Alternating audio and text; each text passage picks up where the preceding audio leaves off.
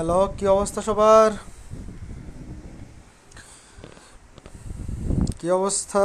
কেমন আছো সবাই? ওয়ালাইকুম আসসালাম, লামিয়া, হিশাম, ফারজানা। ভালো আছি। সাব্বির, তুমি কেমন আছো? নমস্কার। সুস্মিতা, বিজয়। আমি ভালো আছি, তোমরা কেমন আছো? পড়াশোনা কেমন চলতেছে তোমাদের? তোমরা কেমন আছো? পড়াশোনা কেমন চলতেছে বলো। কেমন আছো তোমরা? হ্যাঁ, আমি ভালো আছি। শাহাদ, আমি ভালো আছি। তোমরা কেমন আছো? ওয়ালাইকুম আসসালাম, উপমা, ইলিয়াস, নমস্কার। শান্ত। ঠিক আছে, আমরা ক্লাস শুরু করে দিব কিছুক্ষণের মধ্যেই। তোমার পরিচিত ফ্রেন্ড যারা এই কোর্সে এনরোল করা আছে তাদেরকে মেনশন দিতে পারো যদি তারা খোঁজ না পায়। অনেক সময় অনেকের কাছে নোটিফিকেশন যায় না, তো তোমাদের পরিচিত ফ্রেন্ড যারা এই কোর্সে এনরোল করা আছে তাদেরকে মেনশন করে দিতে পারো। বাইরের কাউকে মেনশন করে তো লাভ নাই, যেহেতু এটা প্রাইভেট গ্রুপ। যারা এই কোর্সে আছে তাদেরকে মেনশন করতে পারো। হ্যাঁ, সিলেবাস কেমনে শেষ করব? পড়লেই শেষ হবে। ইয়াশ চাকমা, সিলেবাস শেষ করতে হইলে বেশি করে পড়তে হবে, টেনশন করলে লাভ নাই। টেনশন করলে সিলেবাস শেষ হবে না, পড়তে হবে। জেরিনা খাতুন, আদাব। সীমান্ত দে চলে আসছে, নমস্কার। সৌমিত্র। ফারজানা বলছে ভালো আছি। Okay fine. ভাইয়া স্ট্যাটিক্সের কয়টা ক্লাস লাগবে? 12টার মতো লাগবে।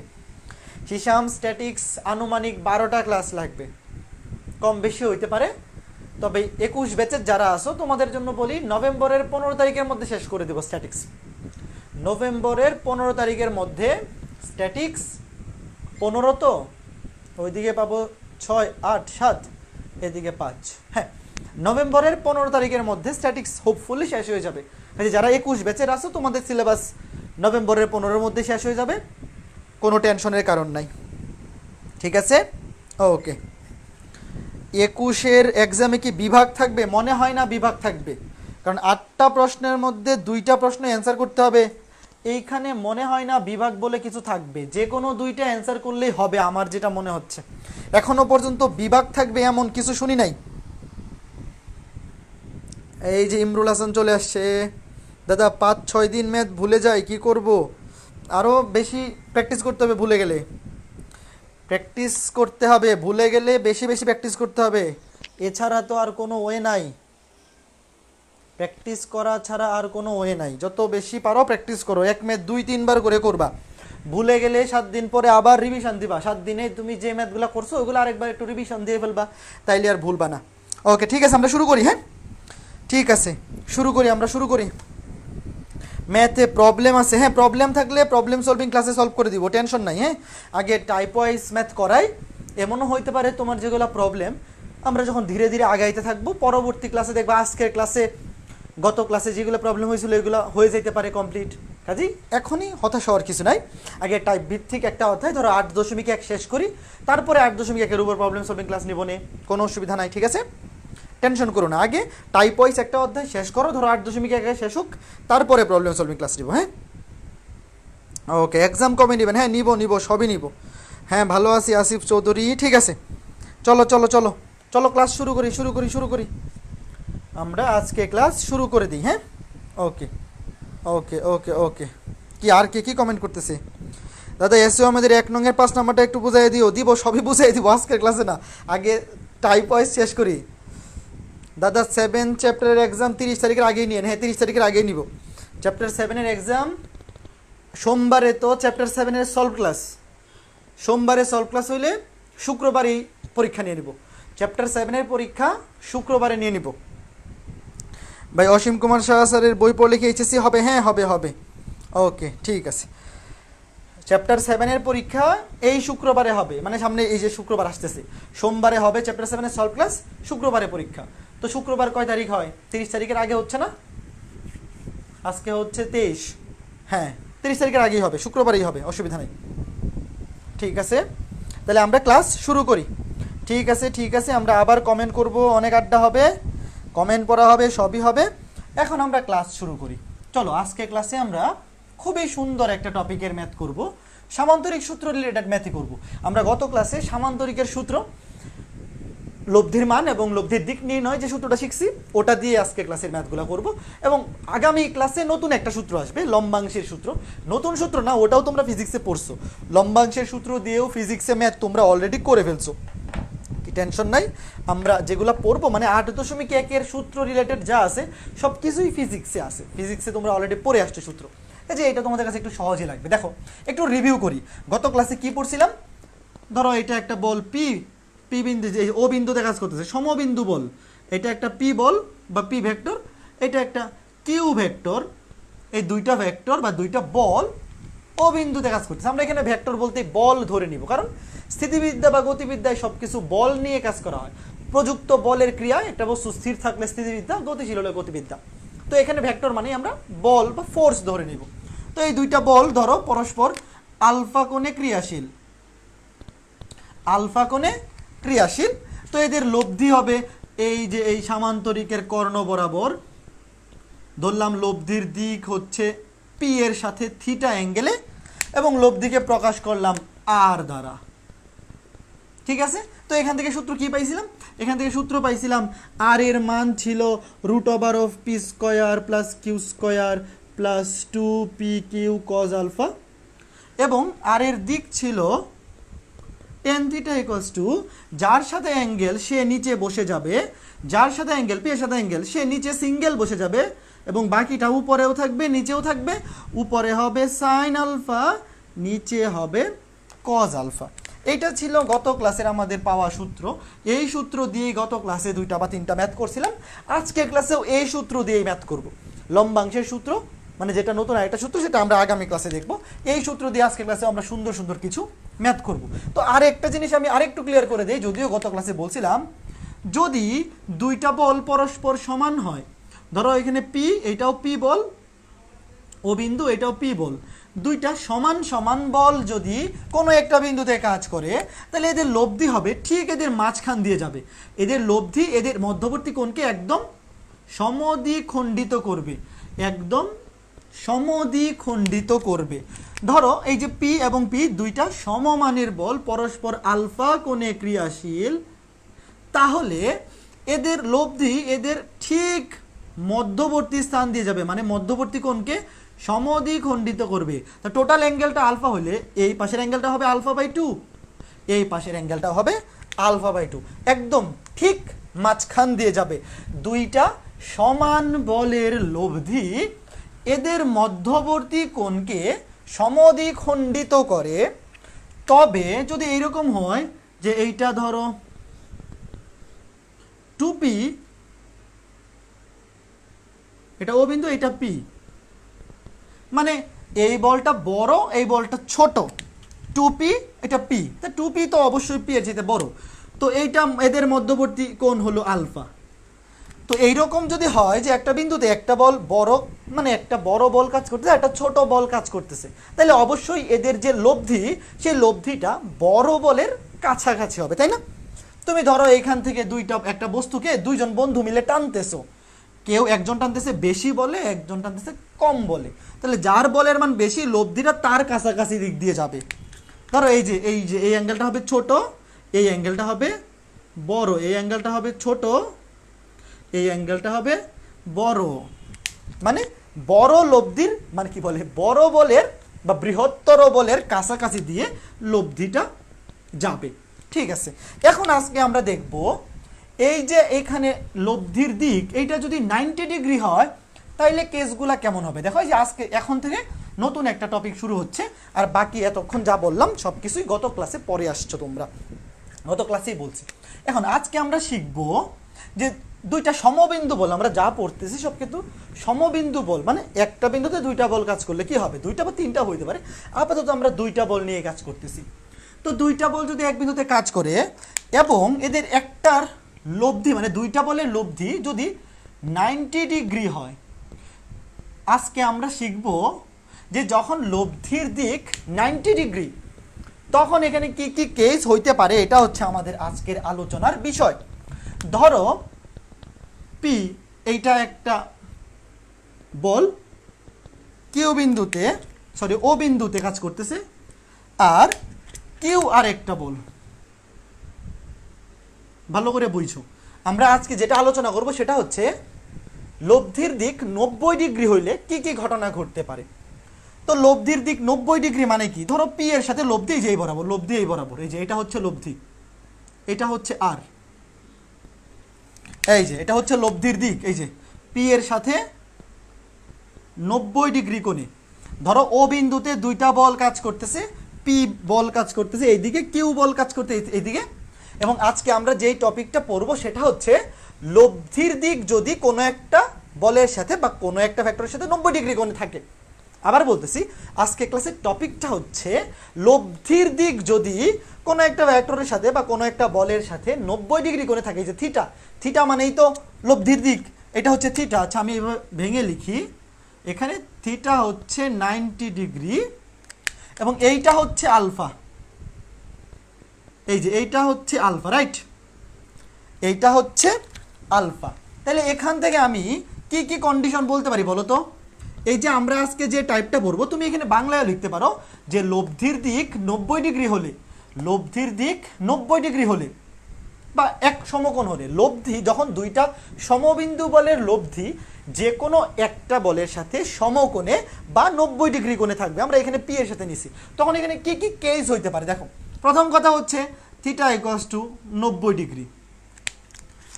দ্বিতীয় কেস হচ্ছে এখানে অবশ্যই আলফা গ্রেটার দেন 90 ডিগ্রি হবে। কেন? কারণ থিটার ভ্যালু যদি 90 ডিগ্রি হয় তাহলে আলফা তো অবশ্যই 90 ডিগ্রিতে বেশি হইতে হবে, তাই না? তুমি একটা জিনিস চিন্তা করে দেখো, এই যে পি ভেক্টর কিউ ভেক্টর, লব্ধি তো এদের মাঝখান দিয়ে কোথাও হবে। পি ভেক্টর তুমি যদি কিউ ভেক্টর এইদিকে একাইতা, মানে আলফা যদি তুমি 90 ডিগ্রির ছোট নেও তাইলে কি থিটা কোনোভাবে 90 ডিগ্রি হবে না? লব্ধি অবশ্যই এই দুইটা ভেক্টরের মাঝখান দিয়ে কোথাও হবে, তাই না? কাজেই আলফার মান যদি 90 ডিগ্রির বেশি না হয় সেক্ষেত্রে কোনোভাবেই থিটা 90 ডিগ্রি হইতে পারবে না। কাজেই লব্ধির দিক যদি যে কোনো একটা ভেক্টরের সাথে 90 ডিগ্রি বা এক সমকোণ হয় সেক্ষেত্রে বলদ্বয়ের মধ্যবর্তী কোণ অবশ্যই 90 ডিগ্রি চাইতে বেশি হবে, এটা বুঝতে পারার কথা। এবং আরও একটা ইম্পর্টেন্ট জিনিস, সেটা হচ্ছে most importantly Q greater than P হবে। এই বলটা অবশ্যই, কিউ বলটা অবশ্যই পি বলের চাইতে বড় হবে। এই জিনিসটা ভালো করে বুঝতে হবে, একটু ভালো করে বোঝো, এই জিনিসটা অনেকেই বোঝে না। এই যে এখানে কিউ গ্রেটার দেন পি হবে কেন? কারণ হচ্ছে দেখো, আর এর সাথে পি এর অ্যাঙ্গেল হচ্ছে 90 ডিগ্রি, যে এটা হচ্ছে 90 ডিগ্রি, আর এখানে আর এর সাথে কিউ এর অ্যাঙ্গেল অবশ্যই 90 ডিগ্রির সাথে ছোট হবে। পি এর সাথে আর এর অ্যাঙ্গেল হচ্ছে 90 ডিগ্রি, আর এখানে এই অ্যাঙ্গেলটা, এই যে আর এর সাথে কিউ, এই অ্যাঙ্গেলটা অবশ্যই অবশ্যই লেস দেন 90 ডিগ্রি। এই অ্যাঙ্গেলটা তো 90 ডিগ্রির সাথে বেশি হইতে পারবে না, কারণ এখানে আলফার মান যত যাই হোক 180 ডিগ্রি তো ছুঁইতে পারবে না। থিটা যদি 90 ডিগ্রি হয় তাইলে কিউটা অবশ্যই দ্বিতীয় চতুর্ভাগে থাকবে, মানে আলফার মান সর্বোচ্চ 179 হইতে পারে, মানে 180-র চাইতে ছোট হবে। এটা কিন্তু আবার তৃতীয় চতুর্ভাগে আসতে পারবে না, তৃতীয় চতুর্ভাগে আসলে লব্ধি এইদিকে চলে আসবে। তো এখন এইটা ভালো করে বোঝো যে থিটা যদি 90 ডিগ্রি হয় তাহলে আর এর সাথে পি এর অ্যাঙ্গেল হচ্ছে 90 ডিগ্রি এবং আর এর সাথে কিউ এর অ্যাঙ্গেলটা অবশ্যই 90 ডিগ্রির সাথে ছোট হবে। ধরো এটা যদি 120 হয়, আলফা যদি 120 হয়, এটা 90 হলে এটা 30, 150 হইলে এটা 90 হলে এটা 60, মানে এই অ্যাঙ্গেলটা বড়, এই অ্যাঙ্গেলটা ছোট, মানে হচ্ছে লব্ধিটা কিউ এর কাছাকাছি থাকবে। আমি এখান থেকে এটা বলতে পারি, আমাকে অবশ্যই সবাই কনফার্ম করবা এই জিনিসটা বুঝছো কিনা, সবাই কমেন্ট করবো, আমি তোমাদের কমেন্ট পড়বো যে সবাই এই জিনিসটা বুঝছো কিনা, যে এখানে কিউ এর মান পি এর যেতে বড় হবে, এই কন্ডিশনটা বোঝা জরুরি। কারণ লব্ধির সাথে কিউ এর অ্যাঙ্গেল ছোট, পি এর অ্যাঙ্গেল বড় হবে, অতএব লব্ধিটা কিউ এর কাছাকাছি থাকবে, পি থেকে দূরে থাকবে। লব্ধিটা পি থেকে থাকবে দূরে, কিউ এর সাথে থাকবে কাছে। তো লব্ধি তো আমরা জানি, লব্ধি সবসময় বৃহত্তর বলের কাছাকাছি থাকে, ক্ষুদ্রতম বল থেকে দূরে থাকে। তাহলে এখানে কিউ এর কাছাকাছি যেহেতু লব্ধিটা আছে, তাহলে অবশ্যই কিউ হবে বড়, পি হবে ছোট। আমাকে বলো তো বুঝছো কিনা এটা?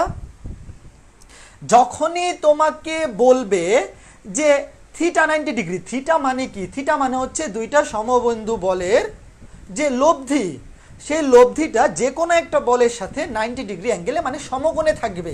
তো এটা যদি প্রশ্নে বলে দেয়, বুঝছি, ক্লিয়ার, ওকে ঠিক আছে, ওকে, সবাই ক্লিয়ার, বুঝছি। এইটা যদি বলে দেয় তাহলে আমরা বলতে পারি কিউ গ্রেটার দেন পি, অর্থাৎ অর্থাৎ এখান থেকে এটা বলা যায়, অর্থাৎ লব্ধি যে বলের সাথে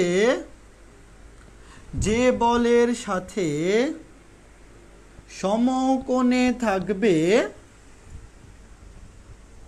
সেই বলের মান ছোট হবে। এই যে দেখো, পি এর মান ছোট, লব্ধি যে বলের সাথে সমকোণে থাকবে। এখানে লব্ধি কোন বলের সাথে সমকোণে আছে? পি বলের সাথে সমকোণে আছে। লব্ধিটা পি বলের সাথে সমকোণে আছে, অর্থাৎ পি এখানে ছোট। দেখো এই যে পি হচ্ছে ছোট, কিউ হচ্ছে বড়। লব্ধি যে বলের সাথে সমকোণে থাকবে সেই বলের মান ছোট হবে। এখান থেকে খুবই ইম্পর্টেন্ট একটা এমসিকিউ আসে, এখান থেকে খুবই খুবই খুবই ইম্পর্টেন্ট একটা এমসিকিউ আসে। কীরকম আমি বলি, ধরো তোমাকে বলল যে দুইটা বলের লব্ধি পি এর সাথে সমকোণে আছে, কিউ এর মান 100 নিউটন হলে, কিউ এর মান 100 নিউটন হলে পি এর মান কত? আমি আবার প্রশ্নটা বলি, প্রশ্নে তোমাকে বলল যে দুইটা বলের লব্ধি আর পি বলের সাথে, মানে পি এবং কিউ দুইটা বলের লব্ধি আর পি এর সাথে সমকোণে আছে, এবং কিউ এর মান হচ্ছে 100 নিউটন এবং পি এর মান কত? অপশন দিল 90 নিউটন, বি হচ্ছে 110 নিউটন, সি হচ্ছে 120 নিউটন, ডি হচ্ছে 150 নিউটন। বলো তো অ্যান্সার কি হবে? বলো। এই এমসিকিউটা পরীক্ষায় অনেক আসে, এবং পরীক্ষায় আসলে এটা কিন্তু কোনো ক্যালকুলেশন করার দরকার নাই। দুইটা বল পি এবং কিউ এর লব্ধি পি বলের সাথে সমকোণ তৈরি করলে কিউ এর মান যদি 100 নিউটন হয়, পি এর মান কত হবে? 90 নিউটন। Very good. বুঝতে পারছো কি এইটা করার জন্য যে কোনো ক্যালকুলেটর লাগে না, কোনো ক্যালকুলেটর বা কোনো ক্যালকুলেশন করার দরকার নাই। কেন নাই? কারণ লব্ধি যে বলের সাথে থাকবে সে বলটা অবশ্যই ছোট হবে। কাজে এখানে অপশনে দেখো শুধুমাত্র একটাই আছে যে এটা 100 নিউটনের সাথে ছোট। এই যে এখানে অপশনে শুধুমাত্র 90 নিউটন, এই বলটাই 100 নিউটনের চাইতে ছোট। কাজে এই ম্যাথ আসলে তোমার অপশন দেখেই অ্যান্সার দাগাই ফেলতে পারবা। সুন্দর না ম্যাথটা? কাজে অনেকে এসে বলবে, জানো, অনেকে এইসব এই গুচ্ছ পরীক্ষা, ঢাকা ইউনিভার্সিটি পরীক্ষা দিয়ে এসে বলবে এই ম্যাথ ক্যালকুলেটর ছাড়া করা সম্ভব, এই সেই হ্যান্ড পেন। অথচ এই যে গুচ্ছ পরীক্ষা যে হইলো, আইসা মানুষ বলতেছে এই পরীক্ষায় 60 মিনিটে 70টার বেশি আনসার করা সম্ভব না, অথচ হাইয়েস্ট কত? 95। তো তোমার যদি 70টার বেশি অ্যান্সার করা পসিবল না হয়, তাহলে আরেকজন 95 পাইছে কেমনে? 95 কেমনে পাইছে? বুঝছো? কাজে তোমার কাছে যে এটা অসম্ভব, সবার কাছে যে এটা অসম্ভব, এটা ভাবা বোকামি। মুইছা দিলাম। এখন এখান থেকে আরেকটা জিনিস, সেটা হচ্ছে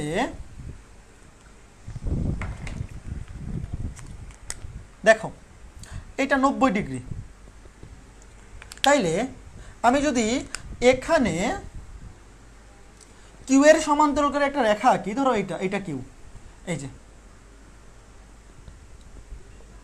এটা সামান্তরিক আঁকলাম, মানে সামান্তরিকটা ফিল আপ করলাম। ধরো এইখানে না, একটু ছোট করে আঁকি, নাহলে তো ফিল আপ হবে না। এই যে এইখানে আমি সামান্তরিকটা ফিল আপ করি, যে এখানে একটা সামান্তরিক হবে না, এই সামান্তরিকটা ফিল আপ করলাম। দেখো এই সামান্তরিকটা ফিল আপ করলাম, তাহলে এই সামান্তরিকটা যদি ফিল আপ করার পরে এইটা যদি পি হয়, তাহলে এইটাও হবে পি। এইটা যদি কিউ হয়, এই বাহুটাও হবে কিউ, তাই না? এই ভেক্টর তো এইভাবে স্থানান্তর করা যায়। বা এটা তো আমরা এমনি জানি যে সামান্তরিকের বিপরীত বাহুগুলো সমান এবং সমান্তরাল।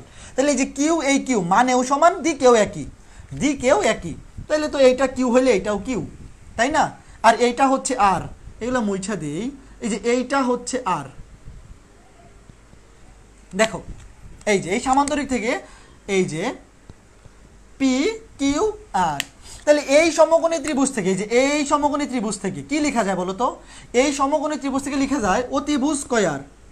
অতিভুজ হচ্ছে কিউ, এই যে এটা সমকোণ, ভালো করে বুঝছো, এটা হচ্ছে পি, এটা হচ্ছে কিউ, এটা হচ্ছে আর, এটা হচ্ছে সমকোণ, তাহলে অতিভুজ হচ্ছে কিউ। অতিভুজ স্কয়ার ইকুয়ালস টু ভূমি স্কয়ার প্লাস লম্ব স্কয়ার। দেখো এটা লেখা যায় Q square equals to P square plus R square. এখান থেকে আমি এইটা লিখতে পারি, এইটা লিখতে পারি, এখান থেকে এটা লেখা যায়, এখান থেকে কি লেখা যায় আর স্কোয়ার। আমার তো কাজ হচ্ছে লব্ধি বের করা। R square equals to Q square minus P square. তাহলে এখান থেকে লিখতে পারি R square equals to R equals to root over of, এটা তো সামান্তরিক পিথাগোরাসের সূত্র, এটা সবাই বুঝবা। অতিভু স্কোয়ার ইকুয়ালস টু ভূমি স্কোয়ার প্লাস লম্ব স্কোয়ার যোগ করে দিলাম। তো আমার টার্গেট হচ্ছে লব্ধি বের করা। R square equals to Q square minus আর পি স্কোয়ার। তাহলে এখান থেকে আর ইকুয়ালস টু হবে Q square minus P square. দেখো এখানে কিউ কি ছিল, কিউ গ্রেটার দেন পি ছিল, তাহলে কিউ হচ্ছে বড়, বড় স্কোয়ার মাইনাস পি হচ্ছে ছোট, ছোট স্কোয়ার। দেখো এই যে এইটা আর একটা শর্টকাট হিসেবে মনে রাখা যায় ডিরেক্ট ম্যাথ করে ফেলার জন্য, ডিরেক্ট ম্যাথ করে ফেলার জন্য। কাজেই তোমাকে যদি বলা হয় এখানে পি হচ্ছে, পি একটা বল কাজ করতেছে 100 নিউটন বল, কিউ আর একটা বল কাজ করতেছে 75 নিউটন, এবং এরা সমকোণে, মানে তোমাকে বলে দিল যে লব্ধির দিক 90 ডিগ্রি, লব্ধির দিক 90 ডিগ্রি কার সাথে, অবশ্যই ছোটটার সাথে, এই যে এটার সাথে। লব্ধি 90 ডিগ্রি যদি হয় তাহলে সেটা কার সাথে কাজ করে, অবশ্যই ছোটটার সাথে, তাই না? তোমাকে যদি প্রশ্নে বলে যে লব্ধি, ধরো এখানে কিছু বলারও দরকার নাই, প্রশ্নে বললো দুইটা বল, একটা হচ্ছে 100 নিউটন, একটা হচ্ছে 75 নিউটন, এবং বললো লব্ধি যে কোনো একটার সাথে সমকোণে আছে। তো তুমি তো এটা দেখে বুঝতে হবে লব্ধি সমকোণে আছে, মানে লব্ধি সবসময় ছোটটার সাথে সমকোণে থাকে, তাহলে লব্ধি অবশ্যই এইটার সাথে সমকোণে আছে, এইটার সাথে সমকোণে আছে। তাইলে তোমাকে যদি বলে লব্ধি কত, তা লব্ধি হবে root over of R equals to root over of বড় স্কোয়ার মাইনাস ছোটর স্কোয়ার, বড় স্কোয়ার মাইনাস ছোট স্কোয়ার, যত আসে তত, এত নিউটন। বলো তো বুঝছো কিনা? ইনফ্যাক্ট তোমাকে যদি এইটাও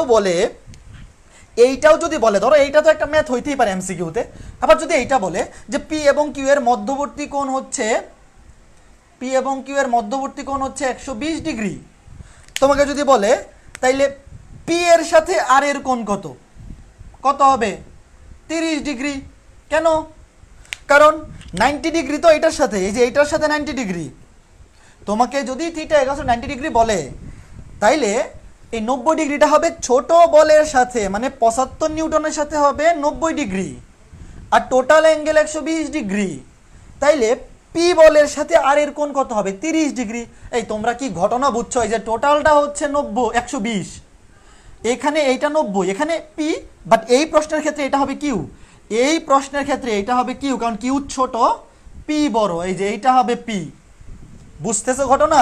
এই যে এই প্রশ্নের বেলায় এটা হবে P greater than Q. MCQ কিভাবে আসে বুঝতেছো? দেখো এখানে পি গ্রেটার দেন কিউ, অ্যাঙ্গেলটা 90 ডিগ্রি, অ্যাঙ্গেলটা হবে ছোটটার সাথে 75 নিউটনের সাথে, কাজেই পি এর সাথে অ্যাঙ্গেল হবে 30 ডিগ্রি। আর এখানে যখন তোমাকে লব্ধি বের করতে বলবে বড়টা স্কোয়ার রুট ওভার অফ বড়টা স্কোয়ার মানে ছোটটা স্কোয়ার, মানে যত আসে, এটা যা হয় তা। বলো তো এইগুলো যদি এখন পরীক্ষায় আসে এরকম টাইপের কিছু, পারা যাবে কিনা? পরীক্ষায় যদি এরকম টাইপের কিছু আসে পারা যাবে কিনা? তোমাদের কমেন্ট পড়ি, পারা যাবে কিনা আমি দেখি। কোথায় মানুষের কমেন্ট কোথায়? পারবা? বুঝছি 90 ইজি ক্লিয়ার, ঠিক আছে।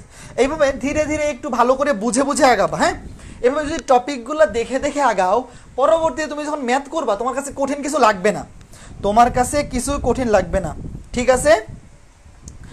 ফোর্সের কথা বলা নাই, নিউটন লেখা যাবে না, না এখানে সব ফোর্সই থাকবে। আমি তো একটু আগে বললাম যে স্থিতিবিদ্যা অধ্যায়ে যা ভেক্টর দেখতে তো সব কিছু বল, কারণ এটা হচ্ছে বলবিদ্যা, বলবিদ্যা বল প্রয়োগ হবে এখানে, ভেক্টর মানেই বল। আমি তো প্রথমেই বলছি বেটা, তুমি এতক্ষণ কইছিলা, মানে এইখানে যা থাকবে সবই বল থাকবে। হ্যাঁ, প্রশ্নে দেখবা সবই বল, যা দেখবা সবই হবে বল, ঠিক আছে?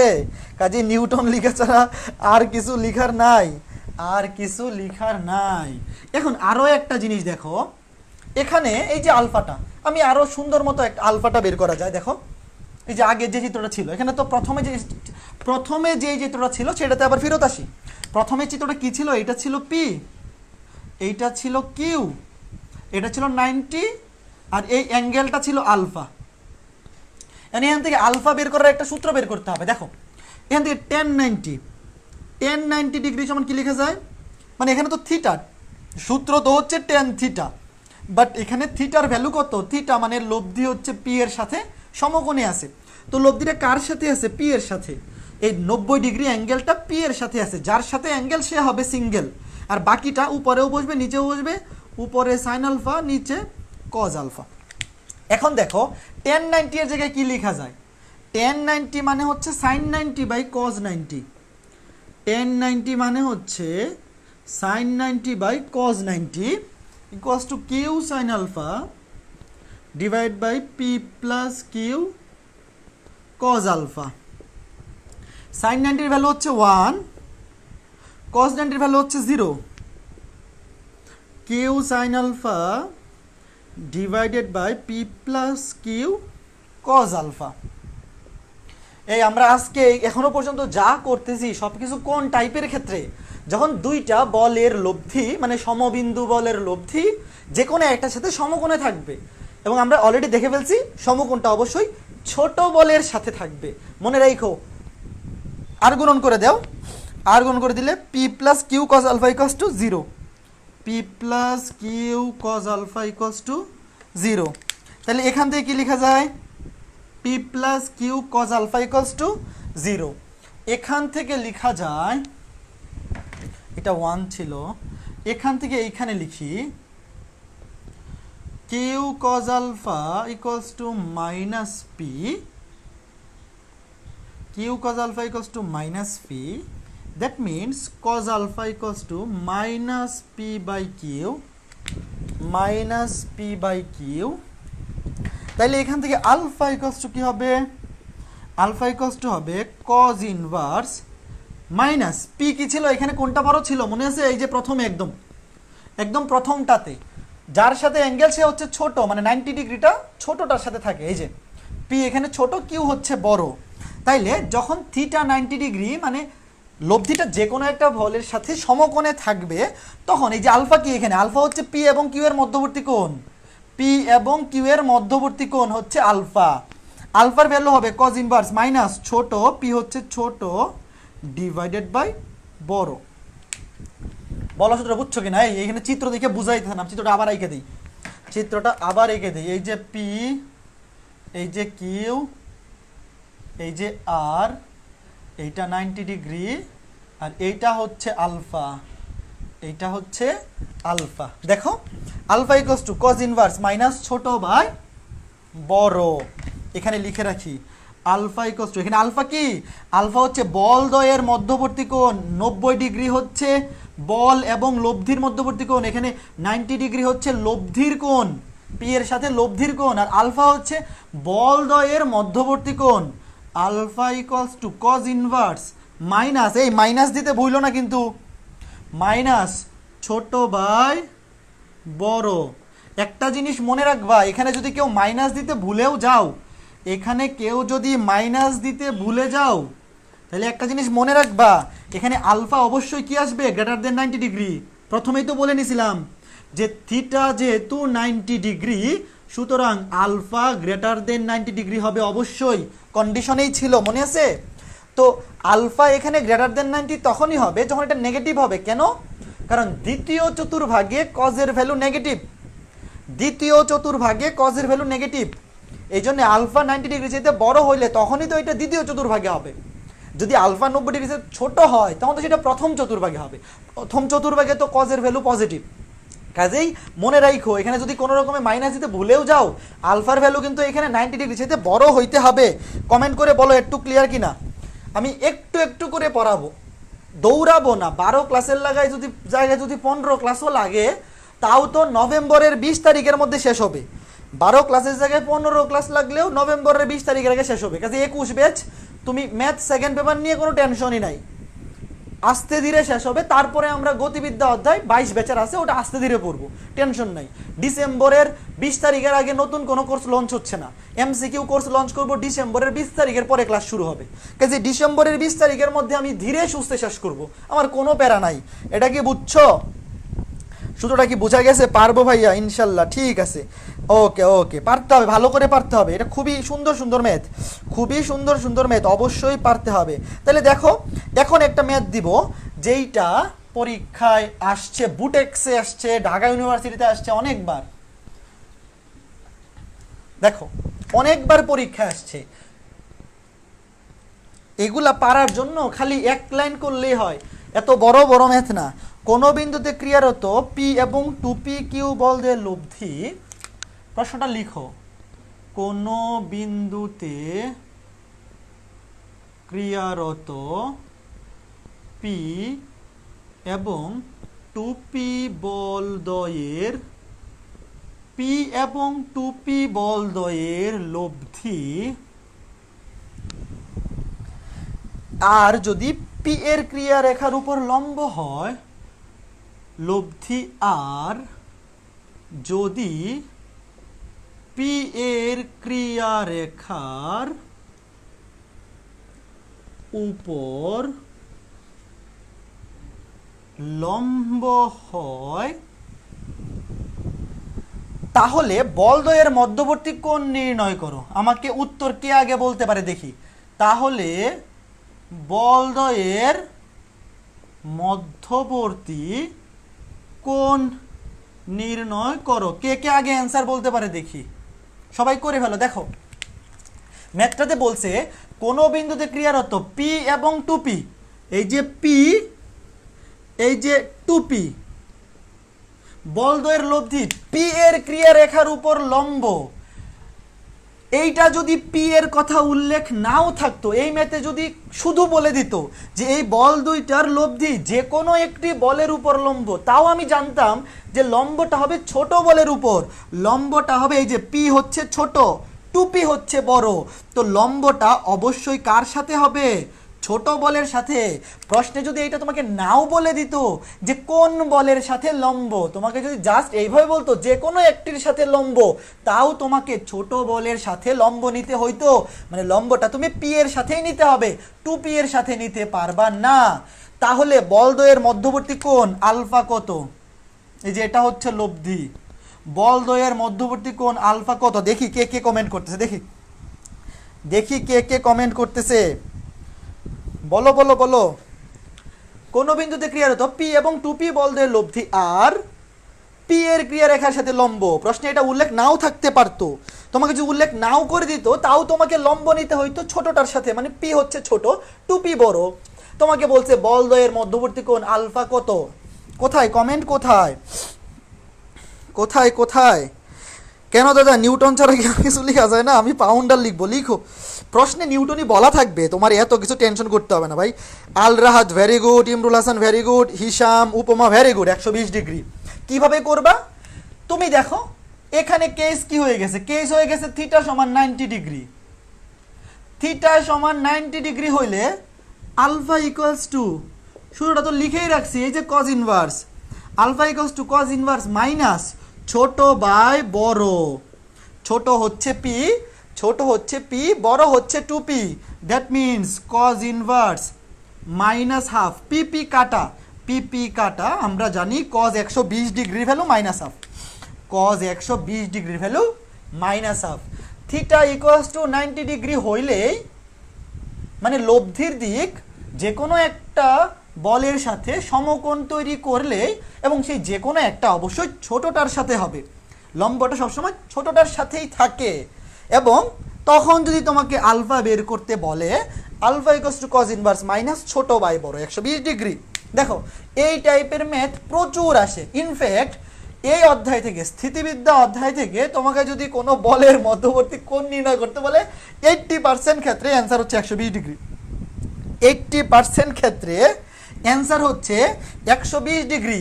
এবং তোমাকে যদি বলে যে এখানে 2p এর সাথে অ্যাঙ্গেল কত? 30 ডিগ্রি। 2p এর সাথে অ্যাঙ্গেল কত? 30 ডিগ্রি। এটা 90, এটা 30। তখন তোমার কাছে এইটা সহজ মনে হইতে পারে যে এটা তো সহজই 30 ডিগ্রি, বাট যখন এই অ্যাঙ্গেলটা চাইবে তখন তো এইটা চাইবে না, তখন তোমাকে বলবে, তখন প্রশ্নটা কিভাবে হবে জানো? তখন তোমাকে প্রশ্নটা বলবে, ধরো এভাবে বললো যে কোনো বিন্দুতে পি এবং 2p বলদ্বয়ের লব্ধি আর যে কোনো একটি বলের সাথে সমকোণ তৈরি করে, বাকি বলটির সাথে কত ডিগ্রি কোণে আছে। তো অবশ্যই ছোটটার সাথে সমকোণে আছে, এটা তোমার বুঝতে হবে। আর বড়টার সাথে অবশ্যই 30 ডিগ্রি। এটা যদি 130 ডিগ্রি হতো, এটা তো 40 ডিগ্রি। এই জিনিসগুলো এমসিকিউতে আসে, বাট পুলাপান প্রশ্ন দেখে ভাবে যে এটা অনেক ক্যালকুলেশন এই সেই, কিন্তু আসলে কিন্তু ম্যাথগুলো খুবই সোজা সোজা। হ্যাঁ, ঠিক আছে, ঠিক আছে, ওকে, সবাই পারতেছে দেখা যায়। পিকচারের উপর পি এর উপর ভেক্টর সাইন হবে না? আরে হবে, তোমার এইখানে এত কিছু কে বলতে বলছে? আগে বুঝো, বুঝো তাইলেই হবে। পরীক্ষায় এই জন্য নাম্বার কাটবে না, তুমি এই নিয়ে ভেক্টর দিচ্ছ নাকি দিচ্ছ না এই জন্য নাম্বার কাটবে না। পরীক্ষায় চিত্রে ভেক্টর দিলেও হবে না দিলেও হবে, কোনো অসুবিধা নাই। আমরা এখানে শুধু মান বুঝাইতেছি, এটা দিয়ে বুঝাইতেছি পি এর মান, এটা দিয়ে কিউ এর মান। এইখানে ভেক্টর না দিলেও তোমার নাম্বার কাটবে না, টেনশন নাই। এইখানে আমরা এটা ভেক্টর অধ্যায় পড়তেছি না, আমরা পড়তেছি স্থিতিবিদ্যা। তুমি লাস্টে এই অ্যান্সার মিলাইতে পারলেই তোমার ফুল মার্কস দিয়ে দিবে। এটা ভেক্টর অধ্যায় না যে এখানে কেউ তীর চিহ্ন না দিলে নাম্বার কেটে দিবে, এখানে তীর চিহ্ন না দিলে নাম্বার কেটে দিবে।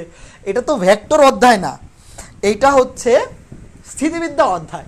এখানে তোমাকে চেক করা হবে স্থিতিবিদ্যা তুমি বুঝতেছো কিনা। ভেক্টরের তীর চিহ্ন না দিলেও তোমার নাম্বার কাটা যাবে না। এখন একটা ম্যাথ করাবো এই টপিক থেকে, বুয়েট ভর্তি পরীক্ষা আসছিল, খুবই ইম্পর্টেন্ট ম্যাথ। দেখবো এটার অ্যান্সার, ও আচ্ছা এটা তো অ্যান্সার দেওয়াই,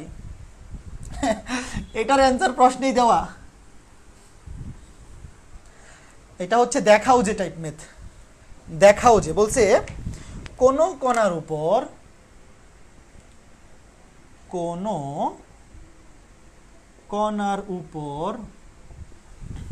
ক্রিয়ারত দুইটি বলের লব্ধি,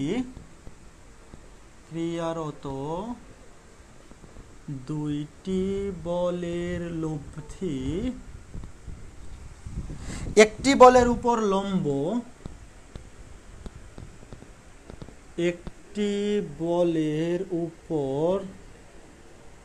লম্ব এবং অপরটির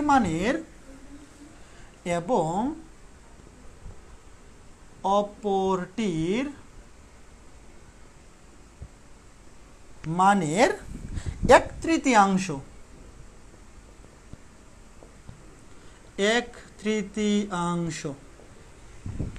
দেখাও যে বল দুটির অনুপাত,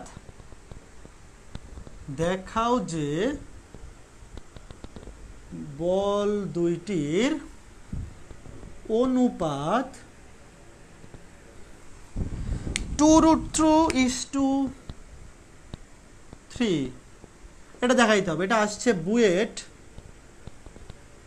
12-13 সেশনে, বুয়েট 12-13 সেশনে আসছে। আচ্ছা ডান পাশে কি দেখা যাচ্ছে? ডান পাশে কি দেখা যাইতেছে? হ্যাঁ দেখা যাইতেছে। দেখো তোমাকে বলা হয়েছে কোন কণার উপর ক্রিয়ারত দুইটি বলের লব্ধি একটি বলের উপর লম্ব। ধরো আমি লিখলাম দুইটা বল, একটা হচ্ছে পি, একটা হচ্ছে কিউ। যেহেতু থিটার ভ্যালু 90 ডিগ্রি, তাহলে অবশ্যই আলফার ভ্যালু 90 ডিগ্রি যেতে বড় হবে। এই যে আলফা 90 ডিগ্রি যেতে কি হবে? বড় হবে। এইটা পি, এইটা কিউ। তাহলে ধরলাম লব্ধি হচ্ছে এইটা, আর লব্ধি হচ্ছে এইটা, আর এটা হচ্ছে 90 ডিগ্রি, যে এটা হচ্ছে 90 ডিগ্রি, মানে পি এর সাথে লম্ব। প্রশ্নে বলছে কোন কণার উপর ক্রিয়ারত, ধরলাম এই যে ও বিন্দুতে একটা কণা আছে, ও বিন্দুতে ক্রিয়ারত দুইটা বল পি এবং কিউ, এদের লব্ধি একটি বলের উপর লম্ব। এই যে একটি বলের উপর লম্ব মানে পি এর উপর লম্ব ধরলাম লব্ধিটা তুমি লিখবা, ধরি লব্ধি পি এর উপর লম্ব। যখনই তুমি লব্ধিটা পি এর উপর লম্ব ধরবা তখনই বলে দিতে হবে সুতরাং কিউ গ্রেটার দেন পি। দেখো তো তুমি লব্ধিটা যার সাথে 90 ডিগ্রিতে ধরবা সে হয়ে যাবে ছোট আর বাকিটা হয়ে যাবে বড়। অনেক সময় অনেক স্যার কি করেন জানো, এইভাবে চিত্র এঁকে কেটে দেন। এই যে আমি যে চিত্রটা আঁকাইছি এইভাবে চিত্র আঁকাইলে অনেক সময় স্যার কেটে দেন, অনেক স্যার কেটে দেন। এই জন্য তোমাদেরকে আমি শিখাবো যখন এইরকম কেস হবে, এখানে তো অবশ্যই কিউ এর মান পেয়ে যেতে বড় হবে, তাহলে তুমি কিউটা আঁকাবা একটু লম্বা কইরা, পিটা আঁকাবা একটু ছোট করে।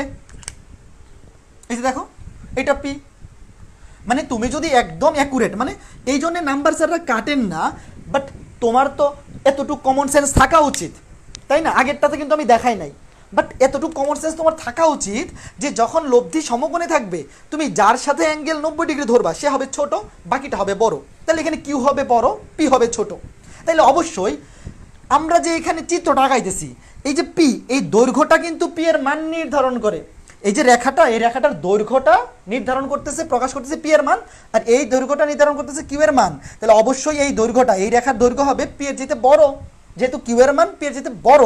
একটা রেখার মান বা রেখার দৈর্ঘ্যটা কিন্তু একটা ভেক্টরের মান প্রকাশ করে। তাহলে অবশ্যই চিত্র আঁকানোর সময় তুমি যদি একদম নিখুঁতভাবে আঁকাইতে চাও, পি আঁকাবা ছোট করে, কিউ আঁকাবা একটু বেশি বড় করে, তাই না? এবং উত্তরেও কিন্তু এই যে দেখো, এই যে দুইটা অনুপাত দিয়ে দিছে, দেখো এখানে বড় কোনটা? এখানে বড় হচ্ছে 3, 2√2। এই 2√2 মান কত? আরে আমার ক্যালকুলেটর কই? বড় কোনটা? 2√2 মান কত? আচ্ছা 2√2 মান কত? 2√2 √2 হচ্ছে 2 × 1.414, গুণ করলে না 3 ছোট হবে। হ্যাঁ এটা ছোট, এই যে 2√2 হচ্ছে ছোট, 2√2 ছোট, 3 হচ্ছে বড়। কাজেই তোমাকে যে দেখাইতে বলছে, দেখাও যে বল দুটির অনুপাত, বল দুটার অনুপাত। তাহলে এটা হচ্ছে ছোট, এটা হচ্ছে বড়। ছোট কোনটা? এটা হবে পি, এইটা হবে কিউ। মানে আলটিমেটলি দেখাইতে হবে পি অনুপাত কিউ ইকুয়ালস টু 2√2/3। ভালো করে বুঝো, ভালো করে আগে জিনিসটা বোঝো। তোমাকে লাস্টে দেখাইতে বলছি কি, আমি কিন্তু এখনো ম্যাথ শুরু করি নাই, তুমি আগে বোঝো জিনিসটা। শুরু করলে ম্যাথ হবে, আগে জিনিসটা বোঝো। তোমাকে দেখাইতে বলছে বল দুটি অনুপাত 2√2:3। এখানে 2√2 হচ্ছে ছোট, 3 হচ্ছে বড়। আমি চিত্র যদি এভাবে আঁকায় থাকি, অবশ্যই উত্তরে ছোটটা হইতে হবে পি, বড়টা হইতে হবে কিউ। মানে এই যে p/q হইতে হবে 2√2/3, বুঝছো? অথবা কেউ যদি q/p বের করে, কেউ যদি q/p বের করে, তাইলে হবে 3/2√2, যেটাই হোক না কেন। কিন্তু কিউ এর মানটা কিন্তু এখানে বেশি আসবে, পি এর মানটা ছোট আসবে। ইনফ্যাক্ট এটা দিয়েও এমসিকিউ আসতে পারে। এখান থেকে, এই অধ্যায় থেকে এমসিকিউ যে কিভাবে আসে তোমরা বুঝবাই না, কারণ এখন শুধু ইঞ্জিনিয়ারিং ছাড়া বাকি সব কিছুতে এমসিকিউ ক্যালকুলেটর নাই। তো এখন প্রশ্ন হয়ে গেছে এরকম সিস্টেমে, তোমাকে দিয়ে বলবে যে নিচের কোনটির অনুপাত 2√2:3, পি অনুপাত কিউ, কিউ অনুপাত পি, পি স্কোয়ার অনুপাত কিউ স্কোয়ার, কিউ স্কোয়ার অনুপাত পি স্কোয়ার, কোনটা? বুঝতেছো প্রশ্ন? এই যে এই পুরা প্রশ্নটা তোমাকে অপশনে উত্তরে প্রশ্ন দিয়ে দিবে, দিয়ে বলবে এইটা হইলে নিচের কোনটি সঠিক, বা তোমাকে বলে দিল যে অ্যাঙ্গেল যদি 90 ডিগ্রি পি এর সাথে হয়, তাইলে এই অনুপাতটা কিসের মান? তোমাকে বলবে পি অনুপাত কিউ নাকি কিউ অনুপাত পি, পি স্কোয়ার অনুপাত কিউ স্কোয়ার, কিউ স্কোয়ার অনুপাত পি স্কোয়ার, এইভাবে প্রশ্ন দেয়। বুঝতেছো? জিনিসটা আগে বোঝার চেষ্টা করো। তো এখন আমরা এখান থেকে বের করবো কেমনে? প্রশ্নে কি বলছে দেখো, আমরা তো এখনো পুরা প্রশ্নই পড়ি নাই, প্রশ্নটা এখনো পড়ি নাই, আগে ভালো করে বুঝো। প্রশ্নে বলছে এই দুইটা বলের লব্ধি একটি বলের উপর লম্ব, এই যে পি এর উপর লম্ব, এবং অপরটির মানের 1/3। মানে লব্ধি অপরটির মানের, অপরটি কোনটি? কিউ এর মানের 1/3। দেখো ভালো করে বুঝো, লব্ধির মান, এই যে লব্ধির মান লব্ধি একটি বলের উপর লম্ব, এই যে লব্ধি লম্ব পি, লব্ধি লম্ব পি, পি এর উপর নিচি লম্ব, এবং অপরটির মানের 1/3, অপরটির মানের 1/3। বলো বুঝছো কিনা? বলো বলো বলো, বুঝছো কিনা? এখন আমরা ম্যাথ শুরু করব, এবং আমরা জানি এখানে পি হবে ছোট, কিউ হবে বড়। দেখাও যে বল দুইটির অনুপাত 2√2:3। এখন আমরা ম্যাথটা কেমনে করব? এখন আমাদের ম্যাথ করার বুদ্ধি হচ্ছে, এই যে এই ফরম্যাটটা যখন থাকে, এই ফরম্যাটটা যখন থাকে, তখন এই যে এইটা কিউ হইলে এইটাও কিউ, মনে আছে? এটা হচ্ছে আর, দাঁড়াও চিত্রটা ভালো করে আঁকি, যে এইটা হচ্ছে আর, এটা হচ্ছে কিউ, এটা হচ্ছে পি। তাইলে এখান থেকে কি লেখা যায়? এই যে সমকোণী ত্রিভুজ থেকে, এটা তো আমরা ডিরেক্ট লিখছিলাম, এই যে অতিভুজ স্কয়ার ইকুয়ালস টু ভূমি স্কয়ার প্লাস লম্ব, এই ভূমি স্কয়ার প্লাস লম্ব স্কয়ার, এটা লেখা যায় না? এই যে সমকোণী ত্রিভুজটা, এইটা কিউ হইলে এটাও কিউ। এখানে যদি সামান্তরিকটা আঁকাই, এই যে এই যে সামান্তরিকটা, এইটা কিউ হইলে এইটাও কিউ, এইটা পি, আর এইটা হচ্ছে আর, এই যে এইটা হচ্ছে আর। এই যে সমকোণী ত্রিভুজটা, এই সমকোণী ত্রিভুজে অতিভুজ স্কয়ার কিউ স্কয়ার, এখানে কিন্তু আবার কেউ ভেক্টর চিহ্ন দিও না, এগুলো মান নিচ্ছে, এগুলো মান, ভেক্টর চিহ্ন এখানে দিও না, এটা জাস্ট মান। অতিভুজ স্কয়ার ইকুয়ালস টু ভূমি স্কয়ার প্লাস লম্ব স্কয়ার। তাহলে এখানে করবো কি, মান বসাই দিই, Q square equals to P square plus R এর ভ্যালু কত পাইছি? আর এর ভ্যালু পাইছি কিউ/3, কিউ/3 হোল স্কয়ার। আমরা আর এর ভ্যালুটা এখানে বসাই দেবো, কেন? কারণ আমাদের তো বল দুইটির অনুপাত বের করতে বলছে, মানে বের করতে বলছে পি অনুপাত কিউ। এখানে তো আর এর কিছু দরকার নাই, আর এর কোনো কিছু আমার দরকার নাই। তাহলে এখান থেকে কি লিখতে পারি, Q square equals to P square plus Q square by 9, Q square by 9।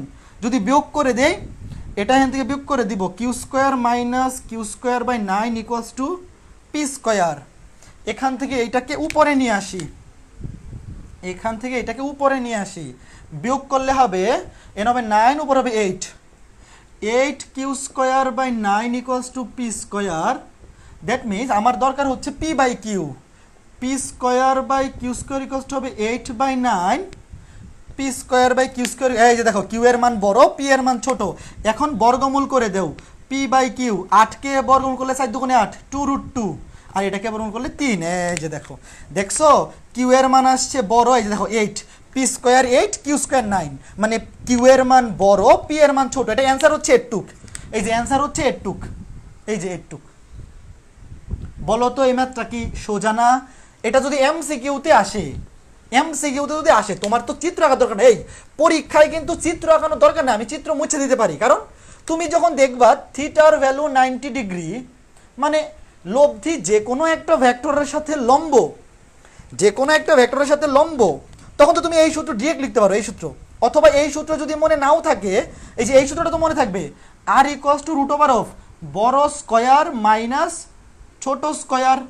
ওখান থেকেও তো তুমি এই সূত্রটা আনতে পারবা। হ্যাঁ, এই যে ডিরেক্ট। বলো তো বুঝছো কি না? শোনো, এই অধ্যায়ে ম্যাথ কম করলেও কোনো অসুবিধা নাই, কিন্তু বোঝাটা জরুরি। তুমি এইগুলা কখনো কাউন্ট করো না যে স্থিতিবিদ্যায় আমি এক ক্লাসে কয়টা ম্যাথ করাইতেছি, লাগলে আমি এক ক্লাসে একটা ম্যাথ করাবো, তাও আমি সবটাই পড়াই দিব। কিন্তু তোমার জিনিসটা হচ্ছে তুমি প্রত্যেকটা ম্যাথ, আমি যদি একটা ক্লাসে অর্ধেকটা ম্যাথও করাই, সেই অর্ধেকটা ম্যাথ তুমি একদম ভিতর থেকে বুঝছো কিনা। কারণ এখন তোমার মনে হচ্ছে জিনিসগুলো সোজা সোজা, কিন্তু স্থিতিবিদ্যা অধ্যায় পড়ার পরে এত টাইপের ম্যাথ আসবে, এত টাইপের ম্যাথ পড়া লাগবে, তুমি যদি ভালো করে না বুঝো, এই ম্যাথগুলো জীবনেও তুমি মুখস্থ কইরা বলো প্র্যাকটিস করে পারবা না। অন্য সকল ম্যাথ, ত্রিকোণমিতির ম্যাথ কেউ যদি না বুঝে প্র্যাকটিস করে, সেও পরীক্ষায় পাইরা ফেলবে। কিন্তু এই অধ্যায়ের ম্যাথ প্র্যাকটিস করে শেষ করতে পারবা না, তুমি যদি একদম ভিতর থেকে না বুঝো, শুধু প্র্যাকটিস করলে পরীক্ষায় পারবা না। আমি লাগলে এক ক্লাসে একটা করে ম্যাথ করাবো, কিন্তু আমাকে এতটুকু এনশিওর করবা, এই যে এই ম্যাথটা বা এই টাইপের ম্যাথ যদি এখন বুয়েট ভর্তি পরীক্ষা আসে, তুমি কি বুঝে বুঝে, ধরো কমন পড়লো না, এই সমস্ত ম্যাথ হুবহু কমন পড়ে না, ভর্তি পরীক্ষায় হুবহু কিন্তু কমন পড়বে না। কাজে কমন না পড়লে তুমি কি এইগুলা বুঝা করে দিয়ে আসতে পারবা কিনা?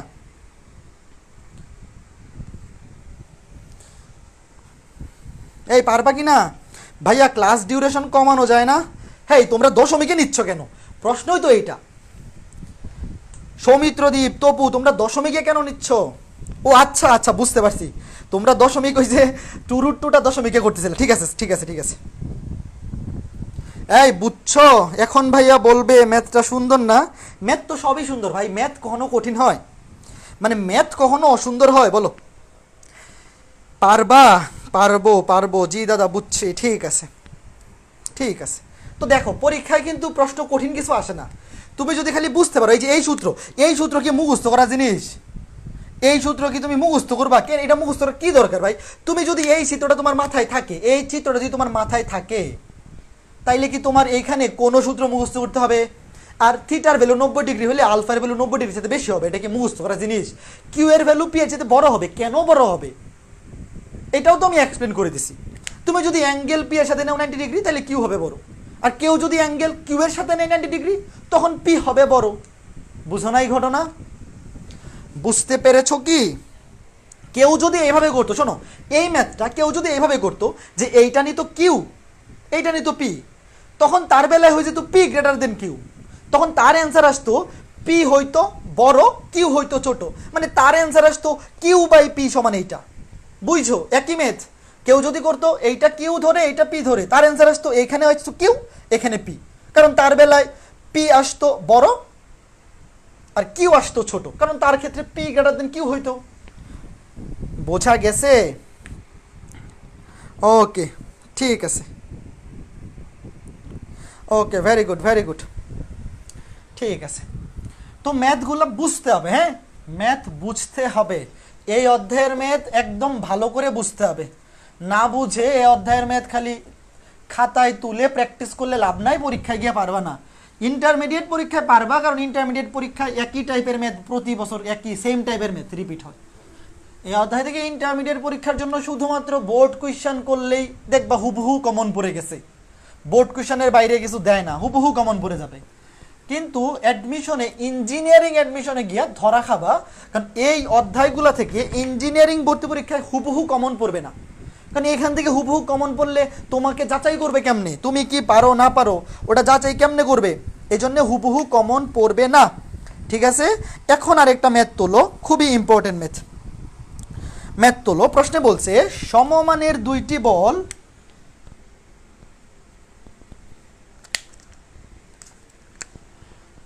সমমানের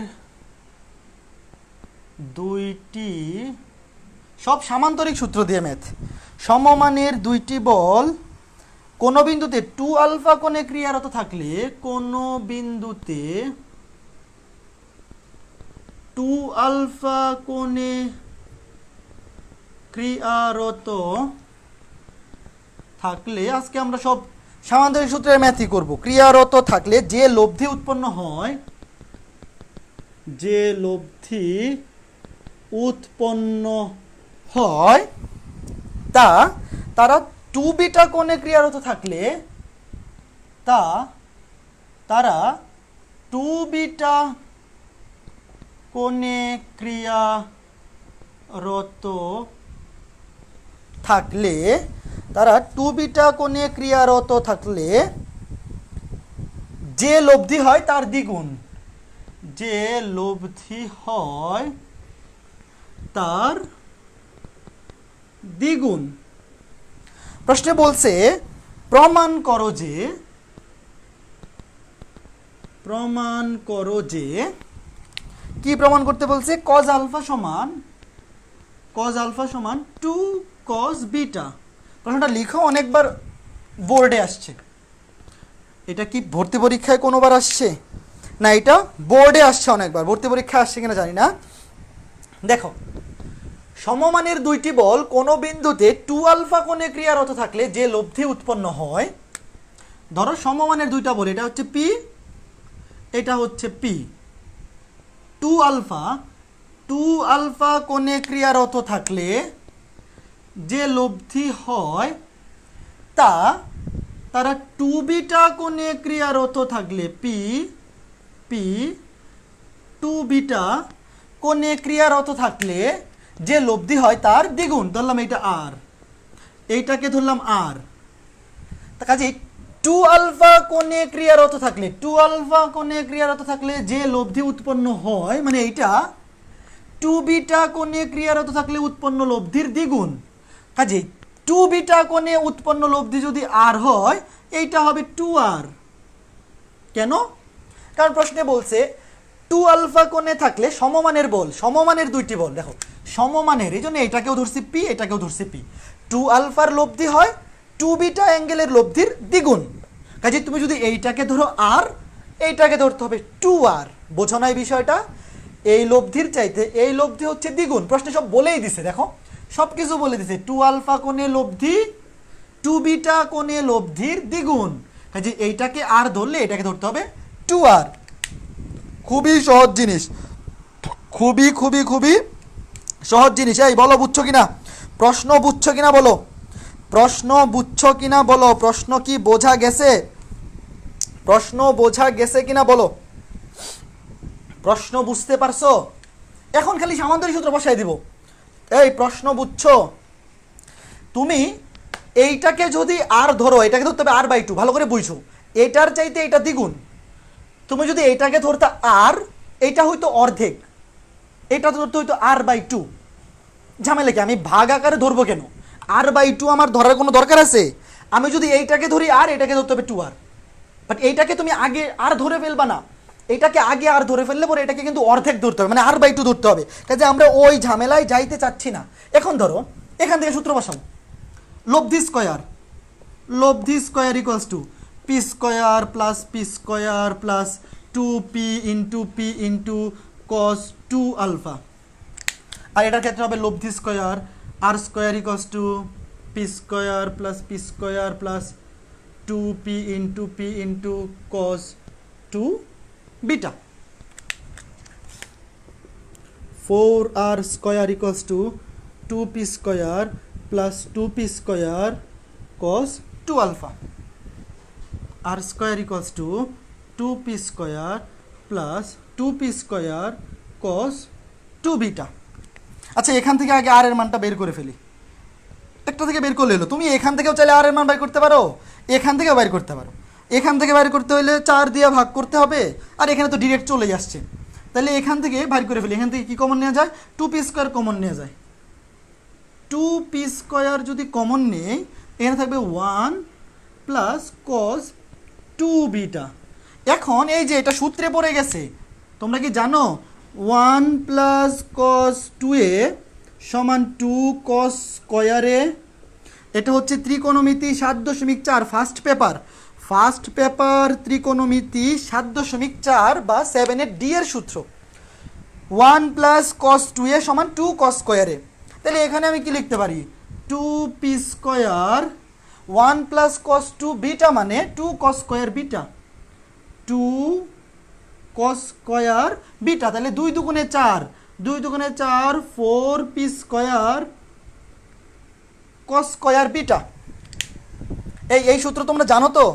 1 প্লাস না থাকলে মানে যারা জানো না তারা বক্স করে লিখে রাখো।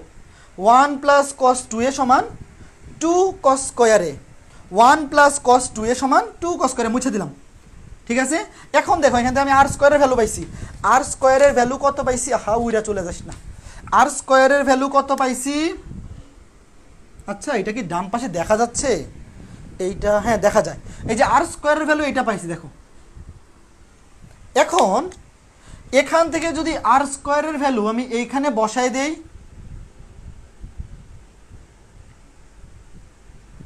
এখান থেকে r স্কয়ারের ভ্যালু যদি আমি এইখানে না বসায় দেই তাহলে কি আসে দেখো তো?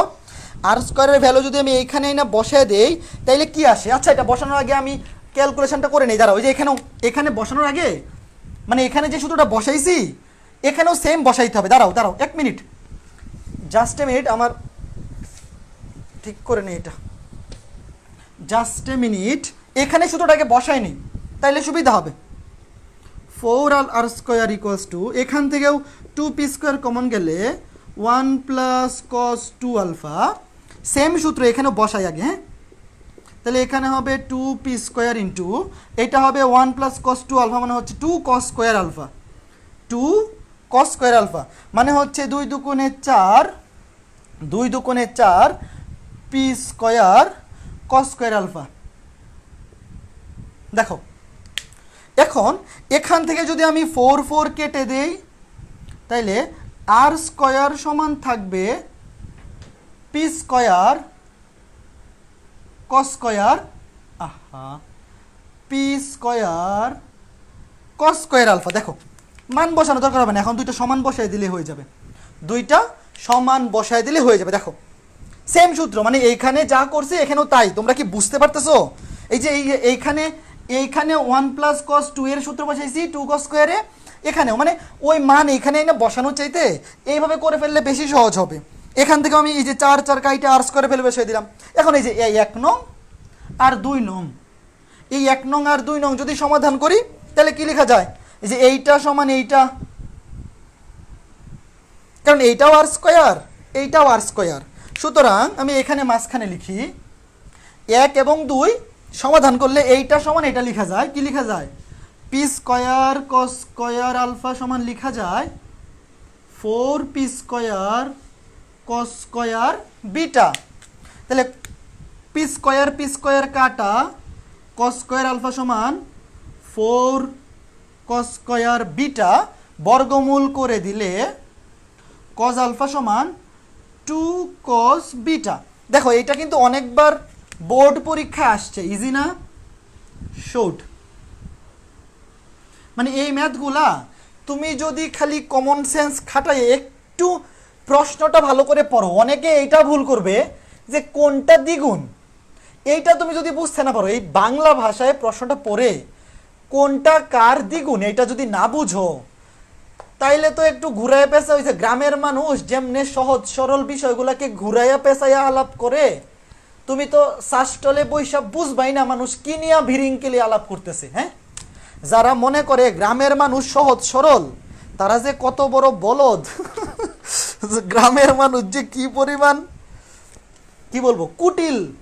কুটিল মানে কি, খালি ঘুরানো পেছানো আলাপ করে। তোমরা গ্রামের শাসটলে না বসলে জীবনে জানতেও পারবে না গ্রামের মানুষ যে কি পরিমাণ খারাপ। যারা মনে করে গ্রামের মানুষ ভালো, এরা হচ্ছে বলদ, এরা খারাপ মানুষ দেখেই নেই জীবনে। এই বলো বুঝছো কিনা, বলো বলো বুঝছো কিনা। এই এত কি কমেন্ট করতেছো? ডাইরেক্ট একটা সূত্রই আছে ভাইয়া, এটা অ্যাপ্লাই করলে হয় না? R equals to 2p cos আলফা বাই 2। হ্যাঁ, ওইভাবে করলেও হবে, কিন্তু রিটেনে ওইভাবে করলে নাম্বার দিতে চায় না যে, ওইভাবে রিটেনে কইরো না। রিটেনে এই এটা কে কমেন্ট করছো, ওটা এমসিকিউ এর জন্য ইউজ করো, তরিকুল ইসলাম, ওটা এমসিকিউ এর জন্য করো। হ্যাঁ, ওটা রিটেনে ওইভাবে করো না, রিটেনে ওইভাবে করো না। দাদা তোমার কনসেপ্টটা কি ভুল হয়েছে? তুমি বললা যে 2 আলফা অ্যাঙ্গেলের লব্ধি 2 বিটা এর দ্বিগুণ। হ্যাঁ ঠিকই তো আছে। আচ্ছা তারপরে কি? তাহলে যদি 2 আলফা এর লব্ধি আর 2 বিটার লব্ধি আর, তাহলে তো হবে আর ইকুয়ালস টু 2r। না না সীমান্ত না, আমি কি বলছি, এই লব্ধিটা হচ্ছে এই লব্ধির দ্বিগুণ, তো এটা আর হলে এটা 2r। প্রশ্নটা ভালো করে পড়ো। 2 আলফা কোণের লব্ধি 2 বিটা কোণের লব্ধির দ্বিগুণ। এই যে 2 বিটার লব্ধি আর হইলে 2 আলফারটা হচ্ছে 2r। ঠিক আছে, আমার কনসেপ্ট ঠিক আছে, প্রশ্নও ঠিক আছে। তুমি আগে ভালো করে প্রশ্নটা পড়ো, আগে ভালো করে প্রশ্নটা পড়ো, আগে ভালো করে প্রশ্নটা পড়ো। সীমান্ত আমি যা করছি ঠিক আছে ভাইয়া বলছিল, তার মানে কি বলছিলাম, কি বলছিলাম? হ্যাঁ হ্যাঁ ঠিক আছে, বুঝছি ভাইয়া, ক্লিয়ার ক্লিয়ার, হ্যাঁ ঠিক আছে, ওকে ফাইন। শোনো, রিটেনে যদি এইগুলা ম্যাথ আসে তাহলে এই শর্টকাট ওইভাবে করো না, ওই ডিরেক্ট সমমানের হইলে ওইভাবে করলে এইভাবে নাম্বার দিবে না। তুমি এই যে এইভাবে সূত্র দুটা লিখতে হবে। রিটেনে যখন ইঞ্জিনিয়ারিংয়ে ম্যাথ আসে তখন এইভাবে, আচ্ছা ইঞ্জিনিয়ারিং ভর্তি পরীক্ষায় করো কোনো সমস্যা নাই, বাট ইন্টারমিডিয়েট পরীক্ষায় আমি যা শর্টকাট শেখাবো ওগুলা দিয়েও করো না। রিটেনে কোনো ম্যাথ আসলে সাবধান, কোনো শর্টকাট ইউজ করো না ইন্টারমিডিয়েটে, তাইলে কিন্তু নাম্বার পুরা গাইটা দিবে, 0 দিয়ে দিবে। একাডেমিক পরীক্ষায় কলেজে অথবা ইন্টারমিডিয়েটে কোনো শর্টকাট ইউজ করা যাবে না, কোনো শর্টকাট ইউজ করা যাবে না। রিটেনে সাবধান, এই সর্বনাশ করবে না। ওকে চলো, আজকে ক্লাসে আর একটা ম্যাথ করবো, লাস্ট ম্যাথ, আজকে ক্লাসের লাস্ট ম্যাথ। এগুলাই ছিল সামান্তরিক সূত্র রিলেটেড ম্যাথ। আগামী ক্লাসে আমরা লম্বাংশের উপপাদ্য শিখব, এবং পরের ক্লাসে, মানে আগামী ক্লাস তো আমাদের বুধবারে হবে স্থিতিবিদ্যার, কারণ সোমবারে হচ্ছে বিপরীত ত্রিকোণমিতি অধ্যায়ের সলভ ক্লাস, আর বুধবারে হবে এই স্থিতিবিদ্যার ক্লাস। ওই দিন আমরা লম্বাংশের উপপাদ্য শিখব এবং লম্বাংশের উপপাদ্য দিয়ে ম্যাথ করব, ঠিক আছে? ওকে চলো আমরা এখন যে ম্যাথটা করব সেটা করে ফেলি। প্রশ্নে বলছে, এগুলো প্রশ্নগুলো এত বড় বড় লিখতেও কষ্ট লাগে। থিটা কোণে ক্রিয়ারত পি এবং কিউ মানের বল দিয়ে লব্ধি, থিটা কোণে ক্রিয়ারত, এটা বোর্ডে অনেকবার আসছে, ও মা গো এটা কয়বার আসছে দেখো, অনেকবার আসছে। থিটা কোণে ক্রিয়ারত পি কিউ মানের বল দ্বয়ের লব্ধি। এগুলো নর্মাল ক্যালকুলেশনের ম্যাথ, এগুলো বাড়ির কাজ দিলেও পারতা, বাট যেহেতু এগুলো অনেকবার আসছে একটা করে দিই। 2m + 1, এগুলো এটা বাড়ির কাজ দিলেও চলতো, তাও আজকে ক্লাসে আরেকটা ম্যাথ করে দিই। উক্ত কোণটি 90 ডিগ্রি মাইনাস থিটা হলে লব্ধির মান, 90 ডিগ্রি মাইনাস থিটা হলে লব্ধির মান হয়, লব্ধির মান হয় 2m - 1, 2m - 1 √p² plus q², √p² plus q²। প্রমাণ করো যে, প্রমাণ করো যে tan θ = tan theta equals to m minus 1 divided by m plus 1, m minus 1 divided by m plus 1, এটা প্রমাণ করতে বলছে। প্রশ্নটা সবাই তোলো, প্রশ্নটা সবাই তুলে ফেলো। বলছে থিটা কোণে ক্রিয়ারত পি এবং কিউ মানের বলদ্বয়ের লব্ধি 2m plus 1 p square plus Q square. মানে একটা বল হচ্ছে পি, ধরো আর এটা হচ্ছে কিউ। এখানে তোর সমকোণ টমকোণ কিছু বলে নাই, এখানে তুমি আলফার মান 90 ডিগ্রি চেয়ে বেশি নেওয়ার তো কোনো দরকার নাই, তুমি যেইভাবে খুশি আঁকাও। যদি থিটা হয় তাহলে লব্ধির মান হচ্ছে এইটা 2m plus 1 root over of P square plus Q square. তাহলে এখান থেকে কি লিখতে পারি, লব্ধি স্কয়ার, লব্ধি square 2m plus 1 root over of P square plus Q square, second bracket দিই, লব্ধি square equals to P square plus Q square plus 2pq cos alpha. এটা এখানে লিখে রাখলাম। এরপরে বলছে উক্ত কোণটি, দেখো আমি কিন্তু পুরো প্রশ্ন এখনো পড়ি নাই, বলছে থিটা কোণে ক্রিয়ারত পি কিউ মানের বলদ্বয় লব্ধি এত, তো পি এবং কিউ দুইটা বলে লব্ধি এত, আমরা জানি লব্ধি স্কয়ার মানে R square equals to P square plus Q square plus 2pq cos আলফা। এরপরে বলছে এখন কোণের মান যদি 90 ডিগ্রি মাইনাস থিটা হয়, কোণের মান বাকি সবকিছু সেম থাকবে, কোণের মান যদি হয় 90 ডিগ্রি মাইনাস থিটা মানে আলফা হয়ে যাবে। ও আচ্ছা, এই ওয়েট, এখানে তো আলফা বলে নাই, থিটা বলছে, এখানে বলছে থিটা। তো অ্যাঙ্গেলটা যখন থিটার বদলে হয়ে যাবে 90 ডিগ্রি মাইনাস থিটা, তখন লব্ধির মান হয়ে যাবে আর হয়ে যাবে 2m minus 1 root over of P square plus Q square. দেখো তাহলে এখানে চেঞ্জ কি হবে, চেঞ্জ হবে লব্ধির জায়গায় বসবে 2m minus 1 root over of P square plus Q square whole square, লব্ধি স্কোয়ার, লব্ধি square equals to P square plus Q square plus 2pq cos, এই যে এখানে চেঞ্জ হবে, এখানে ছিল থিটা, অ্যাঙ্গেলটা এখন হয়ে যাবে 90 ডিগ্রি মাইনাস থিটা। দেখো চেঞ্জ কি হয়েছে, অ্যাঙ্গেলটা আগে ছিল থিটা, এখন হয়ে গেছে 90 degree minus theta, 90 degree minus theta. আর এই যে এখানে থিটা, এখানে 90 ডিগ্রি মাইনাস থিটা। আগে লব্ধি ছিল 2m plus 1 আর এখন হয়েছে 2m minus 1, বাকি সব কিছু সেম আছে।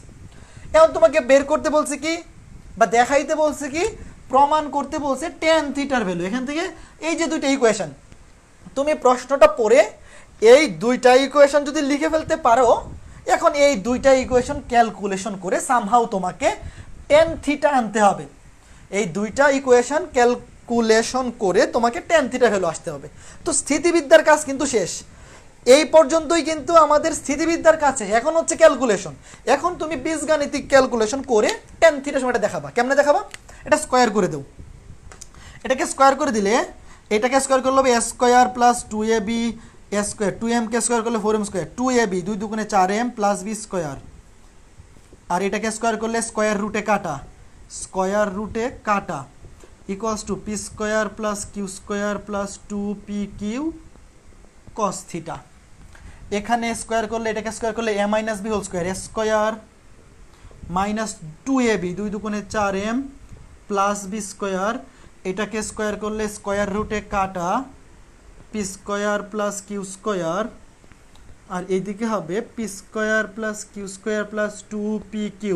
আমরা জানি cos 90 মাইনাস থিটা মানে sine theta, cos 90 minus theta মানে সাইন থিটা। দেখো আমরা এখান থেকে জানি এই যে এটা তো ত্রিকোণমিতি, cos 90 মাইনাস থিটা মানে সাইন থিটা। কাজেই দেখো এই যে এখানে আছে cos থিটা, এখানে আছে সাইন থিটা, কোনোভাবে যদি আমি এই সমীকরণটাকে এই সমীকরণ দিয়ে ভাগ করে দেই, ধরো এইটাকে যদি এইটা দিয়ে ভাগ করে দেই, তো সাইন বাই কস মানে কি আসবে, টেন। এই যে টেন, আমাদের যে দেখাইতে হবে টেন থিটা, এইটাকে যদি এইটা দিয়ে ভাগ করি সাইন বাই কস মিলে আসবে টেন থিটা। আমরা জানি সাইন বাই কস মানে টেন, বাট এই অবস্থায় কি ভাগ করা যাবে? দেখো কি বিশাল সমীকরণ, এই বিশাল সমীকরণকে যদি ভাগ করি তাইলে তো মেলা খারাপ অবস্থা হয়ে যাবে।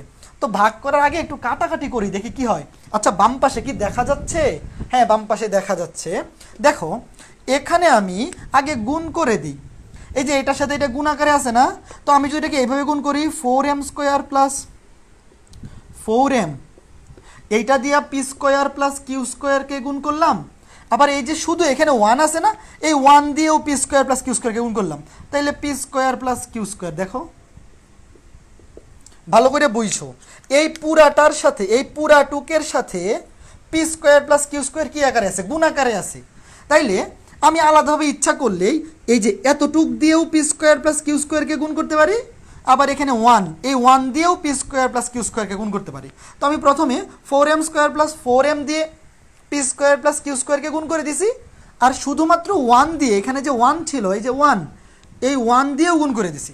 তো 1 দিয়ে গুণ করে দিলে তো সামনে 1 লিখতে হয় না, ইকুয়ালস টু লেখা যাবে এই যে P square plus Q square plus 2p Q cos theta. এখন তুমি বলতে পারো যে এখানে এই কাজ কেন করলেন, নিচে দেখা যায়, হ্যাঁ এখানে এই কাজ কেন করলেন? কারণ হচ্ছে এখন এই যে দেখো, এই যে P square plus Q square আর এই যে পি স্কোয়ার কিউ স্কোয়ার কাটাকাটি করা যায়। দেখো তোমার মাথায় কিন্তু প্রশ্ন আসতে পারে যে কেন আপনি এই কাজ করলেন।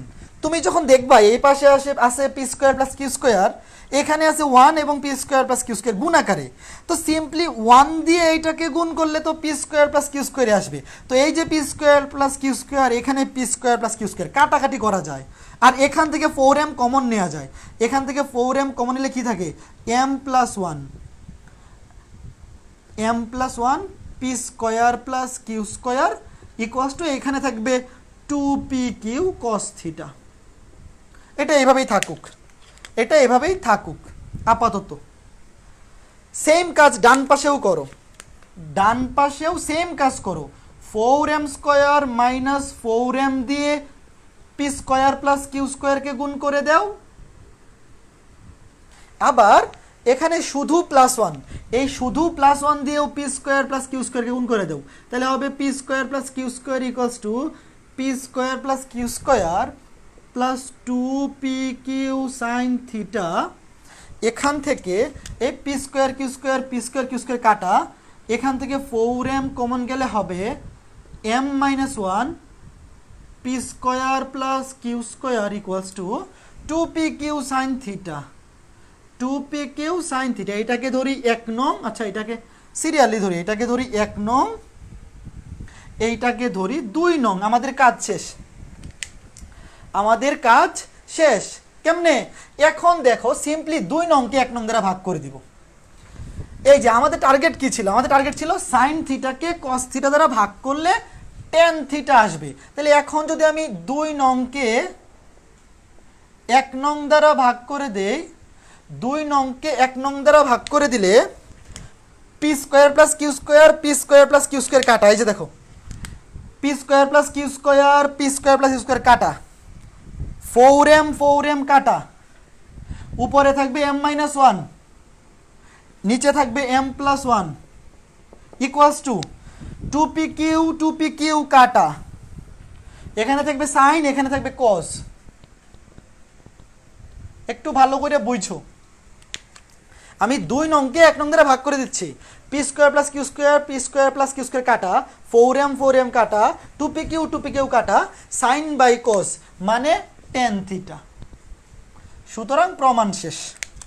সুতরাং টেন থিটা সমান m minus 1 by m plus 1। দেখো এই ম্যাথ কিন্তু বোর্ডে অনেকবার আসছে, অনেকবার।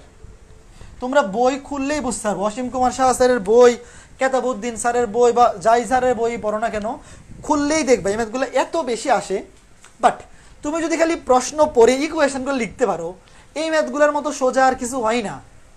ইনফ্যাক্ট তোমাকে অ্যান্সারও দেয়া থাকে অনেক, মানে সব ম্যাথে, প্রায় সব ম্যাথে অ্যান্সার দেওয়াই থাকে।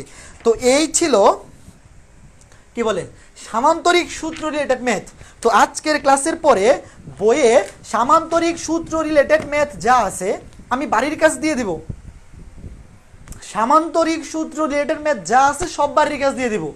অনেকগুলা দেখে কঠিনও মনে হইতে পারে, কিন্তু তুমি যদি প্রশ্নটা পড়ে কন্ডিশনগুলো ভালো করে খেয়াল রেখে সূত্রগুলো মানে ওই স্টেপগুলো লিখে ফেলতে পারো যে কি বলা আছে আর কি চাইছে, কি বলা আছে সেখান থেকে আমি কি লিখতে পারি, কোন ইকুয়েশন সেট করতে পারি এবং আমাকে কোথায় যাইতে হবে, একটুক যদি তুমি বুঝতে পারো তোমার কাছে কঠিন লাগবে না। এই 8.1-এ দুইটা টাইপের ম্যাথ আছে, একটা হচ্ছে সামান্তরিক সূত্র রিলেটেড আর একটা হচ্ছে লম্বাংশের উপপাদ্য রিলেটেড। তো সামান্তরিক সূত্র রিলেটেড টাইপগুলা বাড়ির কাজ সব, আজকে ক্লাসের পরে আগামী বুধবারের আগে শেষ করবে। আগামী বুধবারের আগে সামান্তরিক সূত্র রিলেটেড সবগুলা ম্যাথ বাড়ির কাজ। বুধবারে আমরা লম্বাংশের উপপাদ্য পড়ব এবং হোপফুলি বুধবারে এবং শনিবারে 8.1 শেষ করতে 4 ক্লাস লাগবে। যদি বেশিও লাগে নিব, অসুবিধা নাই। বাট সামান্তরিক সূত্রের ম্যাথ দেখাইলাম 2 দিন, আর লম্বাংশের উপপাদ্যের ম্যাথ দেখাবো 2 দিন। ধরো আমি গত ক্লাসে ম্যাথ করে দিয়েছি 3টা, আজকে করে দিয়েছি 4টা, 7টা, হয়তো 4টা না 4টার মতো করছি, 7টা। ধরো আরও 2 ক্লাসে করে দিব আরও 7টা বা 8টার মতো। মানে আমি 8.1 থেকে 15টা ম্যাথ আমি করে দিব, 15টা ম্যাথ আমি করে দিব। একই রকম 30টা ম্যাথ তুমি নিজে করবা। 15টা ম্যাথ যদি আমি করে দেই একই টাইপের, 30টা ম্যাথ একই রকম 2টা করে ম্যাথ, আরও বেশি ধরো 30টা ম্যাথ তুমি নিজে করবা। 8.1 থেকে মিনিমাম 45টা ম্যাথ এনাফ।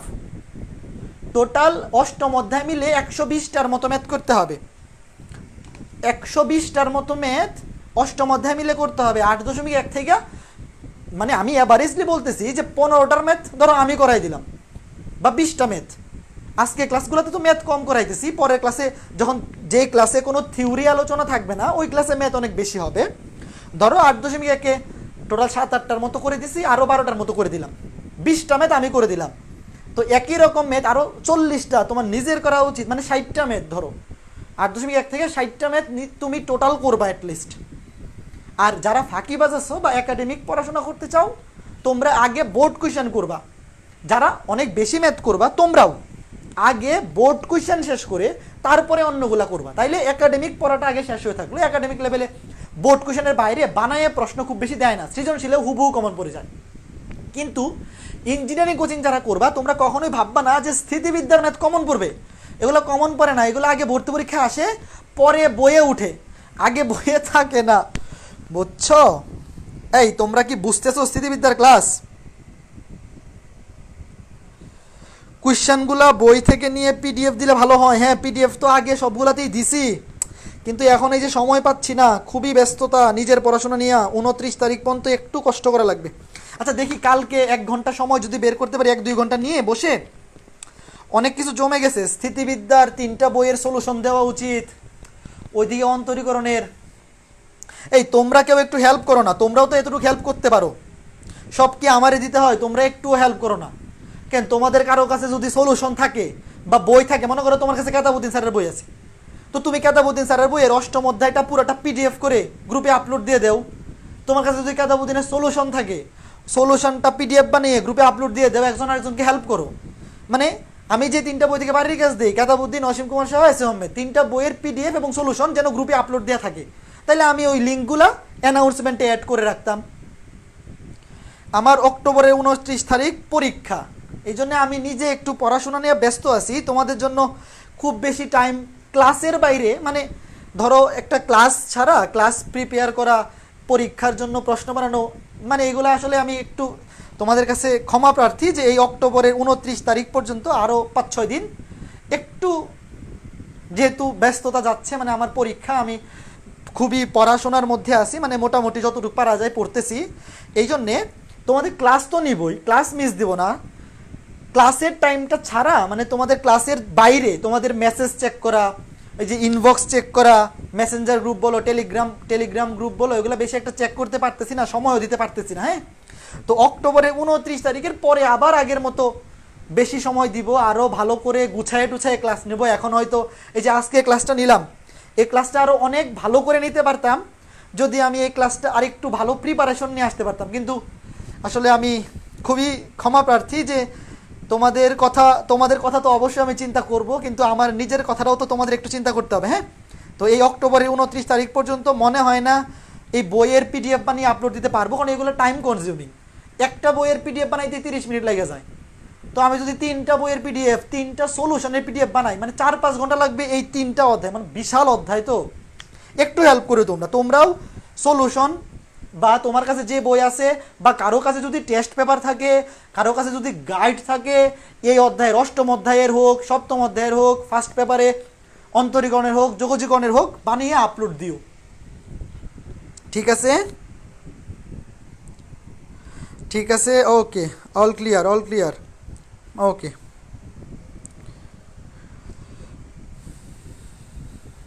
ঠিক আছে, all clear. Okay okay, best of luck, thank you. আমারও এক্সাম 1 তারিখ, এখন একটু কম পড়াইলে ভালো আমার জন্য। না, কম পড়াবো না, মানে ক্লাস তো নিব, ক্লাসে তো পড়াবোই, মানে ক্লাসের বাইরের সময়টা, ওই যে তোমরা যে মেসেঞ্জার গ্রুপে মেসেজ দেও, টেলিগ্রাম গ্রুপে, বা অনেকে ইনবক্সে নক দেয়, মানে ওই সময়টা দিতে পারতেছি না। এক্সট্রা কাজ যেগুলো, এই যে এখন পিডিএফ বানাই আপলোড দেওয়া, এগুলা করতে পারতেছি না। হ্যাঁ, এগুলাতে সময় দিতে পারতেছি না। Thank you.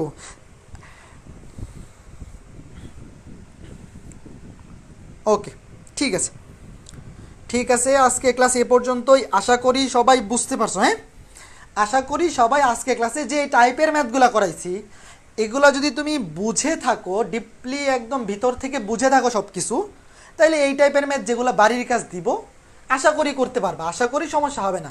ঠিক আছে, ওকে, তাইলে ভালো থাকো, সুস্থ থাকো। আজকে ক্লাস এ পর্যন্তই, আজকের ক্লাস এ পর্যন্তই। আগামী ক্লাস স্থিতিবিদ্যার আগামী ক্লাস বুধবারে দেখা হবে, আর সোমবারে হবে বিপরীত ত্রিকোণমিতি অধ্যায়ের উপর প্রবলেম সলভিং ক্লাস। আমি আগামীকালকে একটা পোস্ট দিয়ে দিব গ্রুপে, মানে পোস্ট তো দিয়েই দিছি অলরেডি, সৃজনশীলের পোস্ট, ওখানেই প্রবলেমগুলো কমেন্ট করবা, অ্যানাউন্সমেন্টে দেওয়া আছে, ওখানে প্রবলেম কমেন্ট করবা। ঠিক আছে, ভালো থাকো। হ্যাঁ, নমস্কার সানাম। ঠিক আছে, ভালো থাকো, আমি ক্লাসটা এখানেই এন্ড করতেছি। হ্যাঁ, ওকে, ঠিক আছে।